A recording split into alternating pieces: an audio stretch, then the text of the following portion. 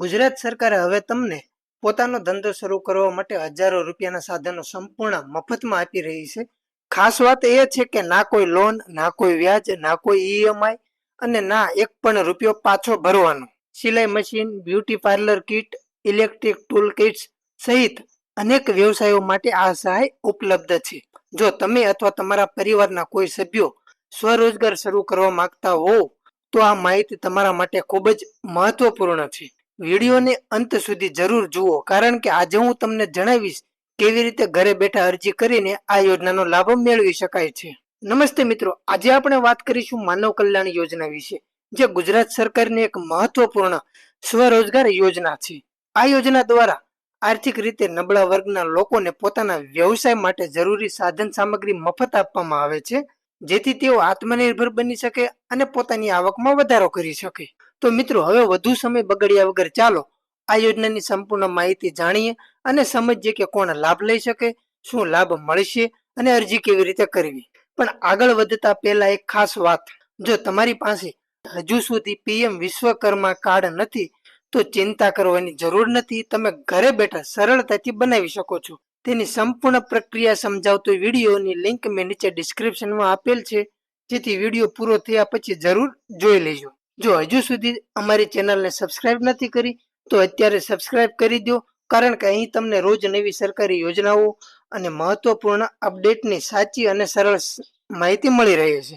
આ યોજના હેઠળ સરકાર સીધી રોકડ રકમ નથી આપતી, પરંતુ તમારા વ્યવસાયને લગતી સંપૂર્ણ સાધનોની કીટ એટલે કે ટૂલ કીટ મફતમાં આપે છે. જેમ કે દૂધ દહીં વેચનાર, ભરતકામ કરનાર, બ્યુટી પાર્લર, પાપડ બનાવટ, વાહન સર્વિસિંગ અને રિપેરિંગ, પ્લમ્બર, સેન્ટિંગ કામ, ઇલેક્ટ્રિક એપ્લાયન્સીસ રિપેરિંગ, અથાણા બનાવટ અને પંચર કીટ વ્યવસાયો માટે અલગ અલગ કીટ આપવામાં આવે છે. હવે આપણે આ યોજનાની પાત્રતા, કોને લાભ મળવા પાત્ર છે તે જોઈએ. હવે જોઈએ કે આનો લાભ કોને મળી શકે છે. પહેલું, અરજદારની ઉંમર 18 થી 60 વર્ષની વચ્ચે હોવી જોઈએ. બીજું, અરજદાર ગુજરાત રાજ્યનો વતની હોવો જોઈએ. ત્રીજું, સામાન્ય વર્ગના અરજદારો માટે કુટુંબની વાર્ષિક આવક 6 લાખ અથવા તો તેથી ઓછી હોવી જોઈએ. ચોથું, એસસી એસટી વિચરતી વિમુક્ત જાતિ અને બીપીએલ કાર્ડ ધારકો માટે આવક મર્યાદા લાગુ પડતી નથી. પાંચમું, એક પરિવારમાંથી માત્ર એક જ વ્યક્તિ આ યોજનાનો લાભ લઈ શકે છે, અને એ પણ જીવનમાં માત્ર એક જ વાર લાભ મળે છે. જો અગાઉ તમે લાભ લઈ લીધેલો છે તો આ યોજનાનો લાભ તમને મળવા પાત્ર નથી. હવે આ યોજનાની મહત્વપૂર્ણ વાત જાણી લો, કારણ કે નાની ભૂલના કારણે તમારી અરજી નામંજૂર થઈ શકે છે. જો તમે આ વાત જાણી લીધી તો તમારી અરજી ક્યારેય નામંજૂર થશે નહીં. સૌથી પહેલા જાણી લો કે માનવ કલ્યાણ યોજનાની અરજી માત્ર ઈ કુટીર પોર્ટલ પર ઓનલાઈન કરવાની રહે છે. જો તમે ઓનલાઈન અરજી કરવામાં મુશ્કેલી પડતી હોય તો તમે તમારા ગામના વીસીએ દ્વારા પણ વિના મૂલ્યે અરજી કરી શકો છો. નંબર 2, અરજી કરતી વખતે જરૂરી તમામ દસ્તાવેજો અપલોડ કરવા ફરજિયાત છે, જેમાં ઈ શ્રમ કાર્ડ નંબર અને ઈ શ્રમ કાર્ડ અપલોડ કરવું ફરજિયાત છે. જો તમારી પાસે ઈ શ્રમ કાર્ડ ન હોય તો લિંક આપેલી છે નીચે ડિસ્ક્રિપ્શનમાં, ત્યાં જઈને તમે ઈ શ્રમ કાર્ડ બનાવી શકો છો.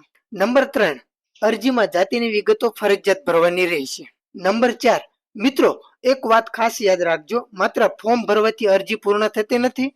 અરજી સબમિટ કરવી ખૂબ જરૂરી છે.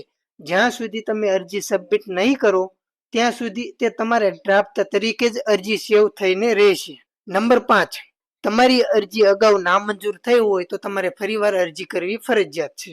નંબર 6, લાભાર્થીઓની પસંદગી જિલ્લા કક્ષાએ ઓનલાઈન ડ્રો દ્વારા કરવામાં આવશે. જો તમને તાલીમની જરૂર હોય તો અરજી દરમિયાન તાલીમનો વિકલ્પ પણ તમે પસંદ કરી શકો છો. નંબર 7, અરજી મંજૂર કર્યા બાદ ટૂલકીટ માટે ક્યુઆર કોડનું ઈ વાઉચર જનરેટ થશે. તેની જાણ તમારા મોબાઈલ નંબર ઉપર એસએમએસ દ્વારા કરવામાં આવે છે. આ ઈ વાઉચર તમે તમારા લોગિન થી ડાઉનલોડ કરી શકશો. નંબર 8, મિત્રો ઈ વાઉચર અને ઓટીપી ખૂબ જ મહત્વપૂર્ણ છે. તેને કોઈ અજાણી વ્યક્તિ અથવા બિન અધિકૃત વ્યક્તિ સાથે શેર કરવો નહીં. માત્ર માન્ય ડીલર છે એ લોકો સાથે જ તમે માહિતી શેર કરી શકો છો. નંબર 9, ઈ કુટીર પોર્ટલ પર તમને માન્ય ડીલરોની યાદી જોવા મળશે. ટૂલકીટમાં સમાવિષ્ટ સાધનોની યાદી તમને જોવા મળશે અને કિંમત પણ તમે જોઈ શકો છો. તમે ગુજરાત રાજ્યના કોઈ પણ માન્ય ડીલર પાસેથી સાધનની ખરીદી કરી શકો છો. નંબર 10, જો સાધનની કિંમત મંજૂર થયેલી મહત્તમ મર્યાદા કરતા વધુ હશે તો ઉપલી જે રકમ થાય છે એ લાભાર્થીએ પોતે ભરવાની રહેશે. નંબર 11, જો માનવ કલ્યાણ યોજના સંબંધિત કોઈ પણ પ્રકારની મુશ્કેલી પડતી હોય તો નીચે કોમેન્ટમાં અમને જણાવો. અમે તમારી જરૂરથી હેલ્પ કરશું અને નીચે આપેલા નંબર ઉપર તમે સંપર્ક કરીને પણ હેલ્પ લઈ શકો છો. અરજી કરતી વખતે તમારી પાસે આ ડોક્યુમેન્ટ તૈયાર હોવા જોઈએ.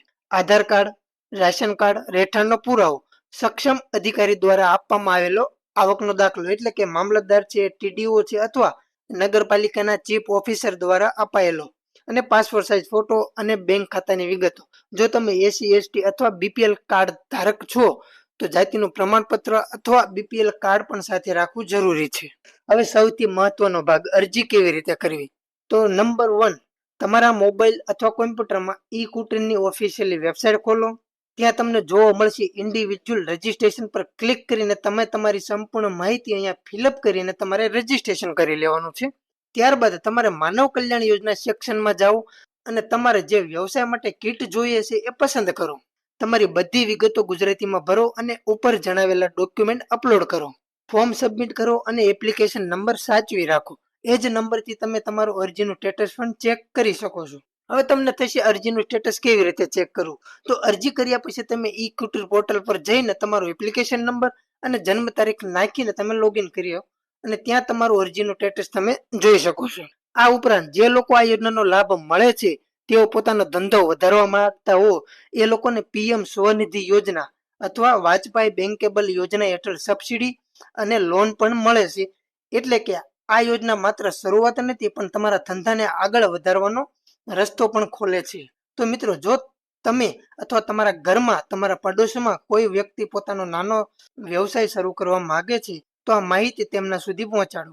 કારણ કે ઘણા લોકોને આ યોજનાની ખબર જ નથી, એટલે તેઓ આનો લાભ લઈ શકતા નથી. જો આ વિડીયો તમને ઉપયોગી લાગ્યો હોય તો લાઈક કરો, તમારા મિત્રો અને પરિવાર સાથે શેર કરો અને જો કોઈ સવાલ હોય તો કોમેન્ટમાં જરૂર પૂછો. હું દરેક કમેન્ટનો જવાબ આપવાનો પ્રયત્ન કરીશ. અને હા, આવી જ સરકારી યોજનાઓની સાચી અને સંપૂર્ણ માહિતી મેળવવા માટે અમારી ચેનલને સબસ્ક્રાઇબ કરી રાખો, જેથી તમને કોઈ પણ યોજનાનો લાભ લેવાનું ચૂકશો નહીં. મળીશું પછીના વિડીયોમાં નવી માહિતી સાથે.